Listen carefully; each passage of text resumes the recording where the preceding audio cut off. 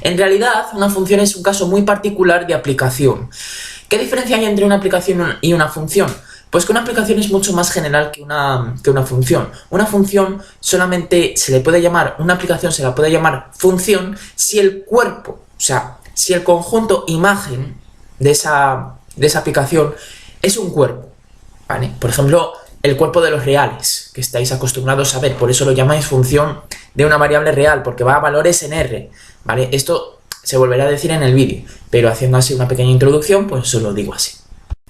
Funciones de variable real, ¿vale? Como por ejemplo, si conocemos tres valores de esa función, tres valores, o sea, una tabla de 3 valores o de 4, esa función queda automáticamente determinada, por ejemplo, ¿vale? Bueno, ¿qué es una función? Bueno, pues una función va a ser simplemente una correspondencia, ¿vale? ¿Qué es una correspondencia? Una forma de asociar los elementos de un conjunto mediante los de otro. Y ya está, ¿vale? Por ejemplo, imaginemos que tenemos aquí dos conjuntos. Este conjunto le llamaremos el dominio de f. El dominio de f, el dominio de una función, es el conjunto de puntos que van a tener imagen, ¿vale? Y esta va a ser la imagen, el conjunto imagen, el conjunto recorrido, el recorrido de f o bien el codominio de la función f. Se puede decir de cualquier forma, ¿vale?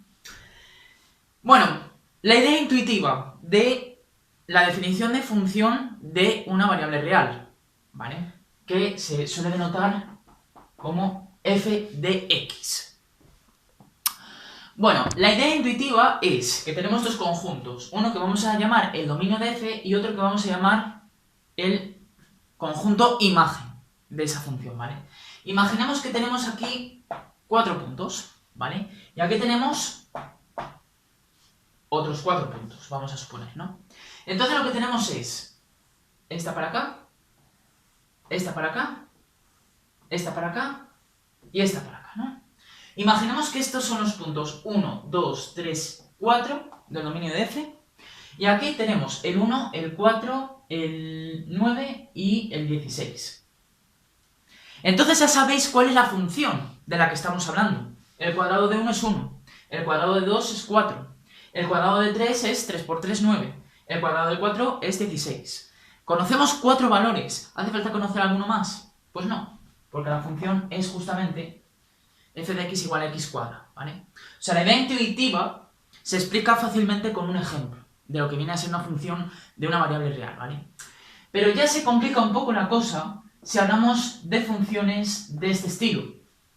F de x, que es igual al logaritmo de una función. Puede ser de una función polinómica, de una función racional o de una función irracional. Y eso es lo que más nos va a interesar aquí en el estudio de funciones de variable real a este nivel de curso, ¿vale? Las funciones polinómicas, las funciones racionales, las funciones irracionales y las funciones logarítmicas. Y también vamos a introducir un poco las funciones de carácter trigonométrico, el seno, el coseno, la tangente, etc., ¿vale?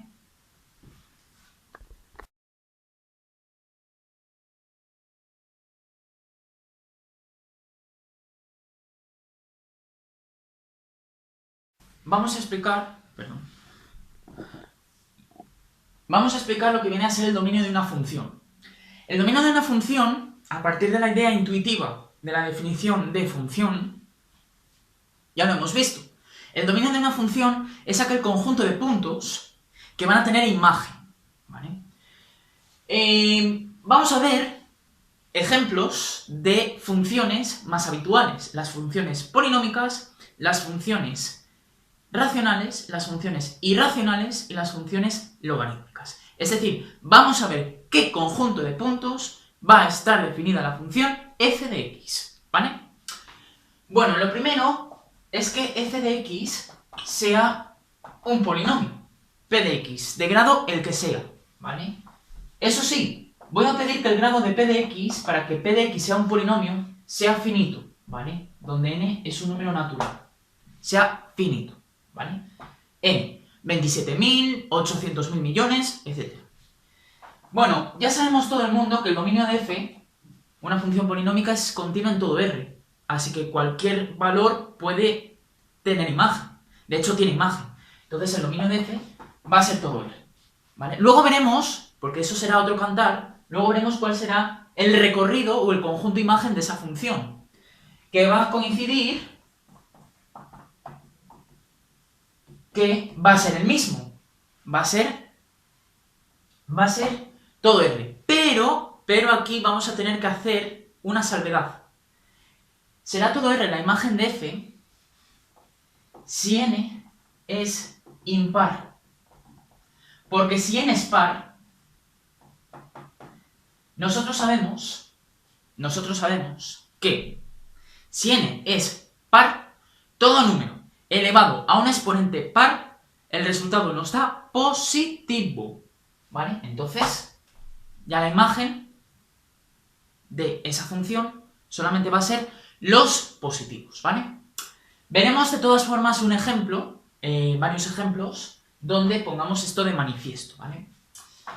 Bueno, vamos a ver el segundo. El segundo tipo de función que nos podemos encontrar, ¿vale? El segundo tipo de función que nos podemos encontrar, pues es una función racional, ¿vale? Donde el numerador es un polinomio y el denominador es otro polinomio. O dicho de otra manera, vamos a hablar en lenguaje de funciones. El numerador será una función de una variable real y el denominador será otra función de variable real, ¿vale? En este caso, ¿quién será el dominio de f? Pues el dominio de f será lo que haya en G, es decir, el dominio de G, lo que haya en H, es decir, el dominio de H, pero no se puede dividir entre 0, lo sabemos. Entonces tenemos que añadir el conjunto de puntos X que estén en el dominio de H, ¿vale? De tal manera que H de X sea distinto de 0, ¿vale? Cuidado con esto, porque no se puede dividir entre 0, ¿vale? Claro, tienen que estar en los tres conjuntos a la vez. Ya sabemos qué símbolo utilizábamos, el símbolo de intersección, ¿vale? Bueno, pues ya hemos descrito el dominio de un cociente de funciones. Si hubiera quitado yo este último conjunto, estaríamos describiendo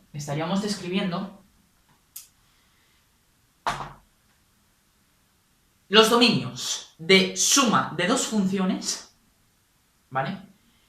El de resta de funciones y el del producto de funciones, ¿vale?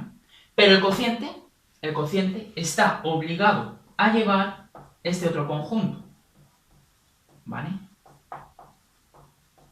Luego veremos ejemplos, ¿vale? Donde pongamos de manifiesto todo lo que estamos diciendo. Luego, ¿qué es lo que tenemos aquí?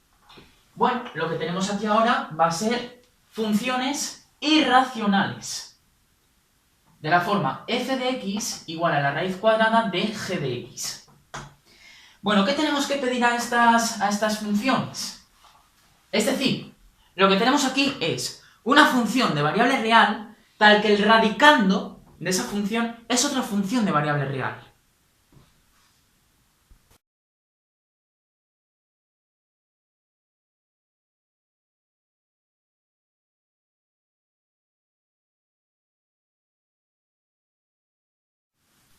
Bueno, entonces, la pregunta es clara.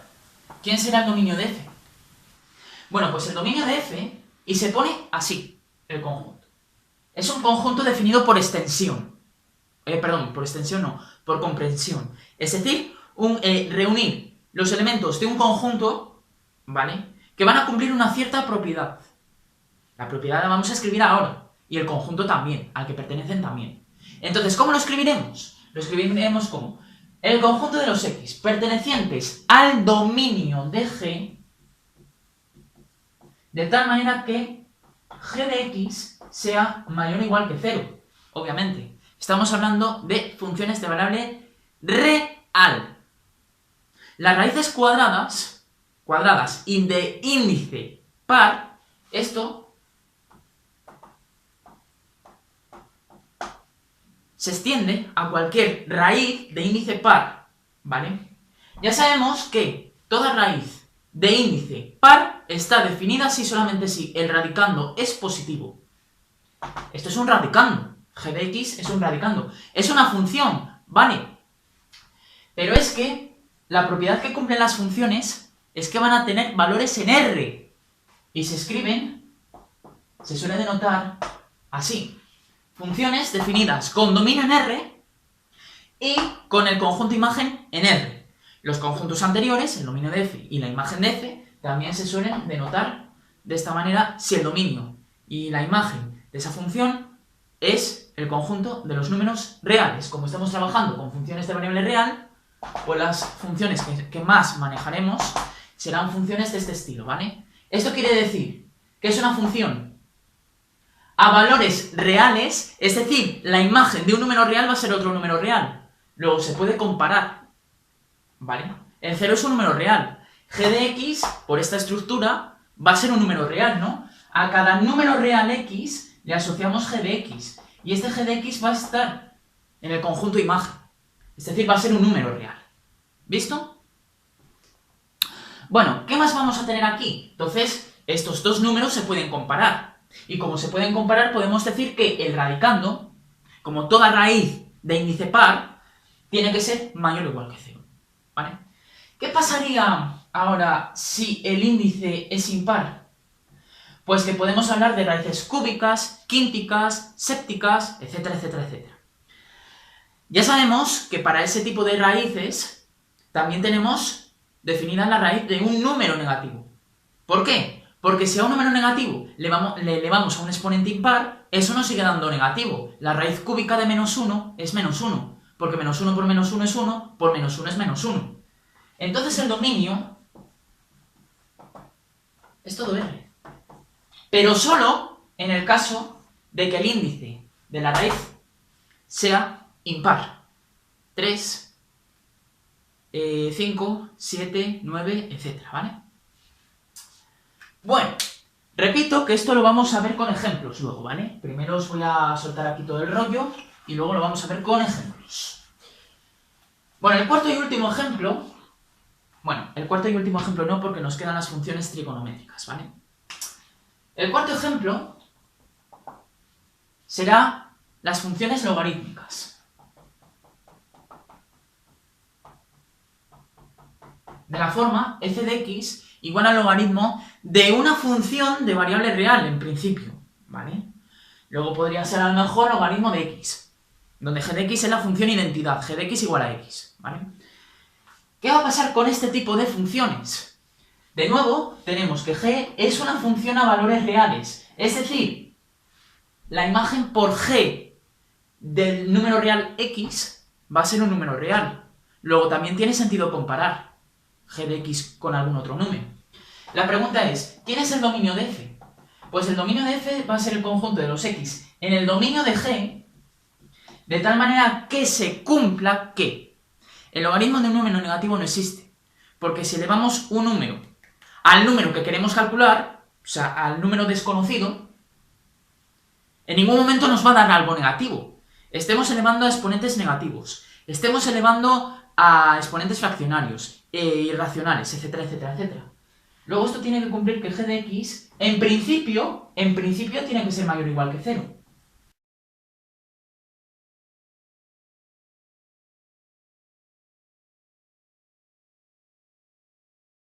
Bueno, entonces estábamos diciendo que en principio el dominio de esta función será el conjunto de los x que pertenecen al dominio de g, de tal manera que el argumento del logaritmo sea, en principio, mayor o igual que 0, porque estamos diciendo que el logaritmo de un número negativo no va a existir, ¿vale? Pero ¿qué pasa? Que el logaritmo de 0 tampoco existe, porque no hay ningún número que elevado a otro nos dé 0. Entonces el dominio se nos restringe aún más.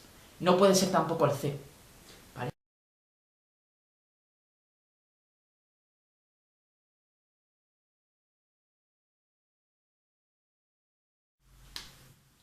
Pero es que este conjunto es justamente el dominio de g. ¿Vale? Esto es. En vuestro libro viene un ejemplo muy particular de esta función. Si g de x es la función identidad, nosotros ya sabemos quién es el dominio de la función identidad. Y ese dominio es todo R. Así que la función seno de x, como función trigonométrica, su dominio va a ser todo R, ¿vale?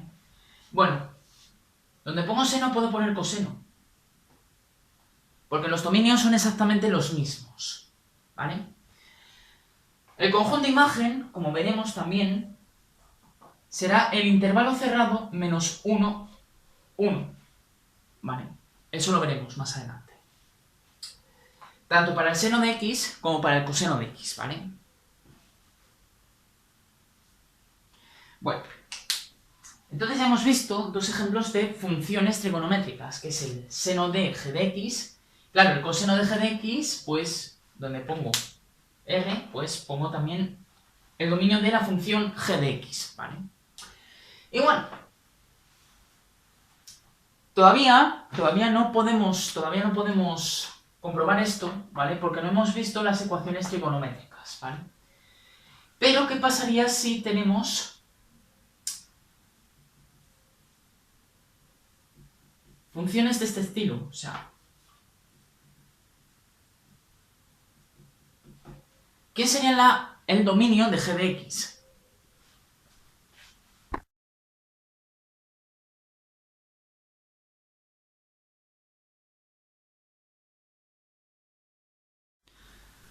Bueno, nosotros sabemos quién es el dominio de g de x, ¿vale?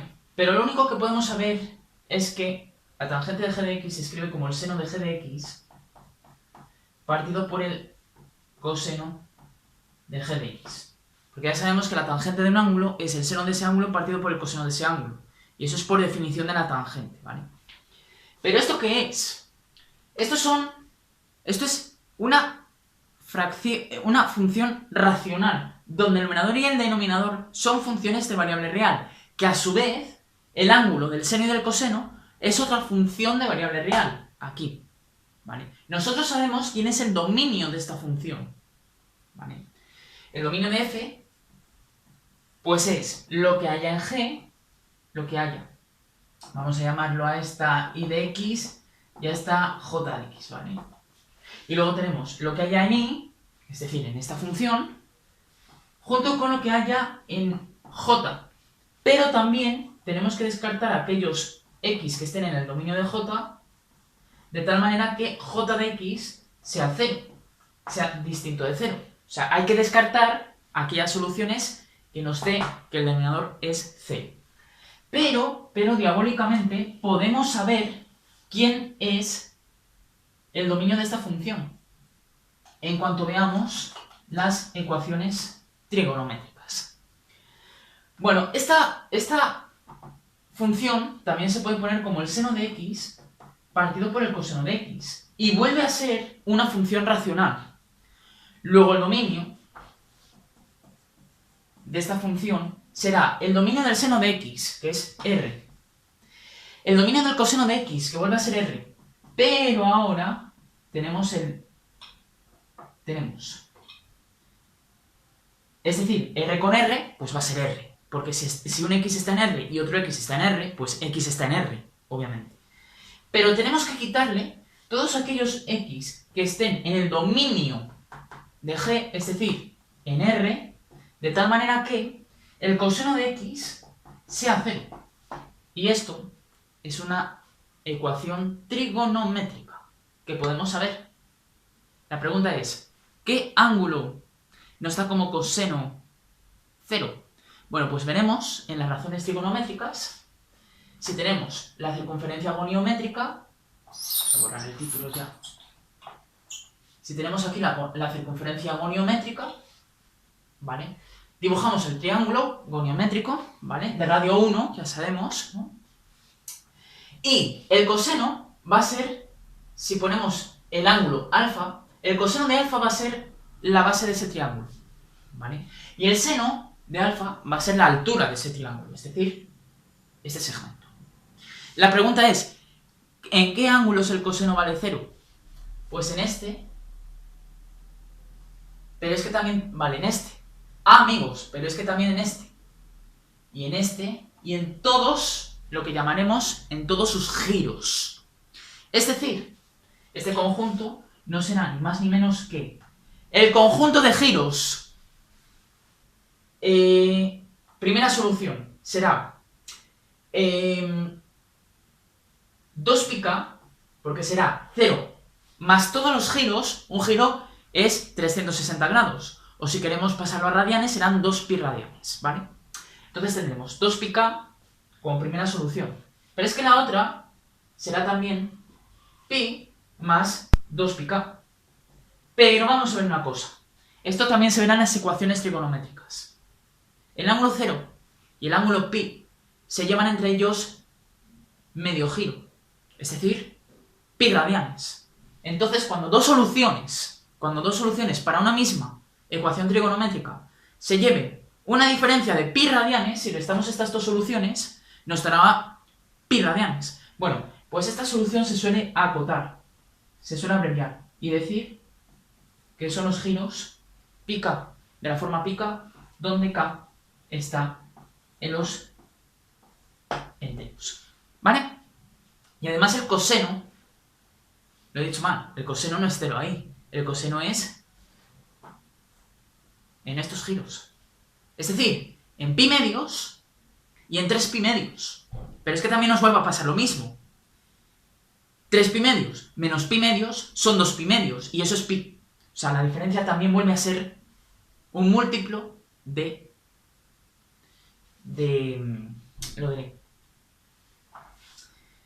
pi, ¿vale? Entonces, lo que vamos a tener será los giros pi medios más pi por k, donde k es un número entero, ¿vale? Porque no solo en este ángulo el coseno vale 0, sino también en este. Pero si damos además otro giro, volvemos a recaer en este ángulo. Y eso también vale 0, el coseno.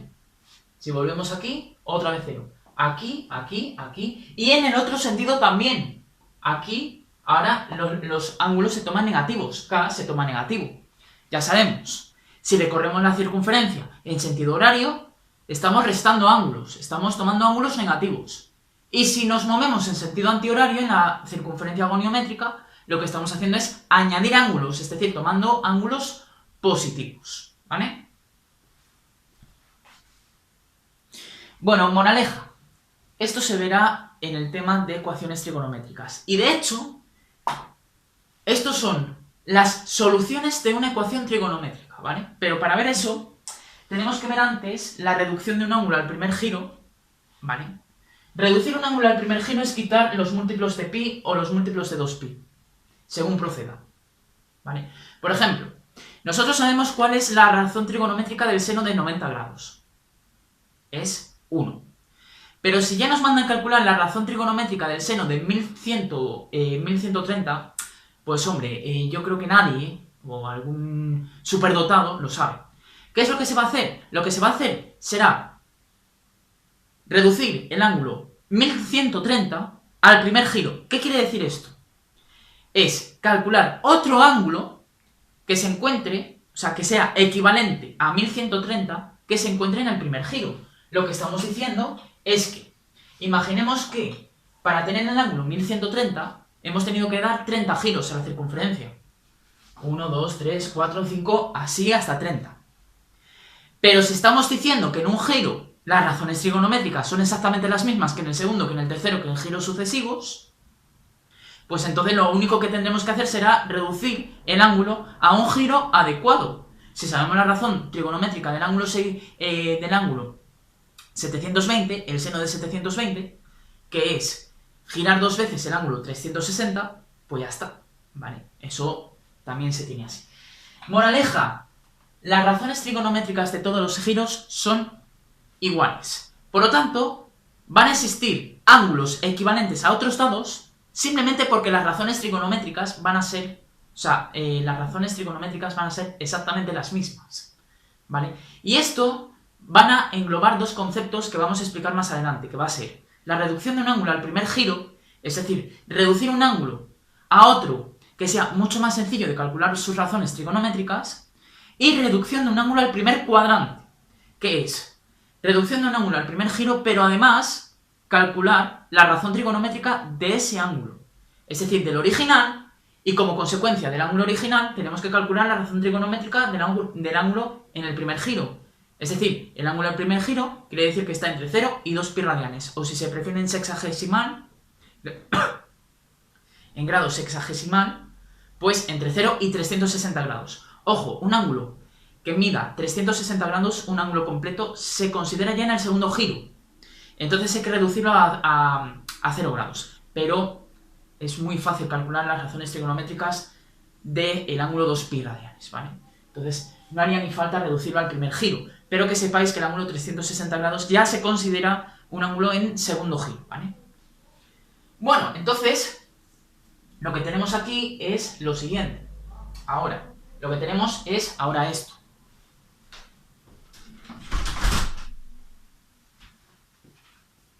Bueno, pues esto cierra ya lo que viene a ser el dominio de una función, ¿vale? Vamos a ver la imagen de una función. Entonces,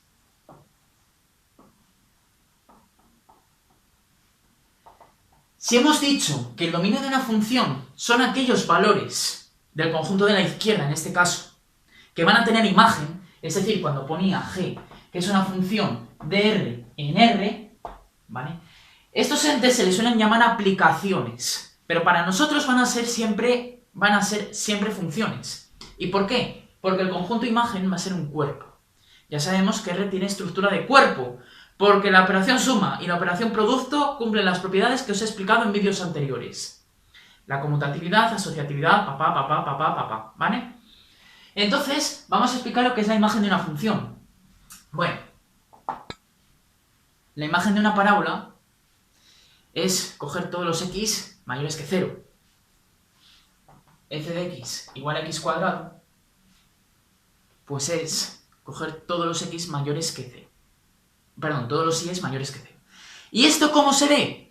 Un truco. Vamos a llamar con la letra y a f de x. Y entonces lo que vamos a hacer es poner y igual a x cuadrado.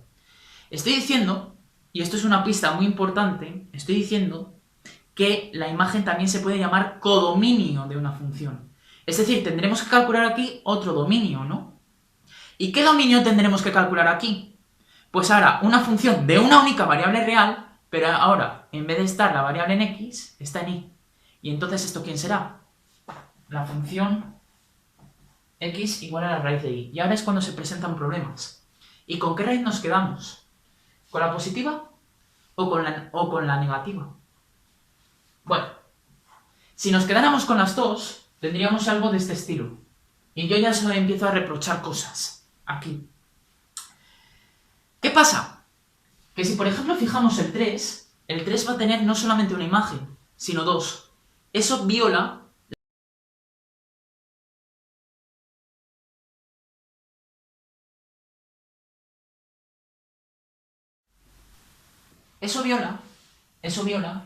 la condición de que esto sea una función, ¿vale?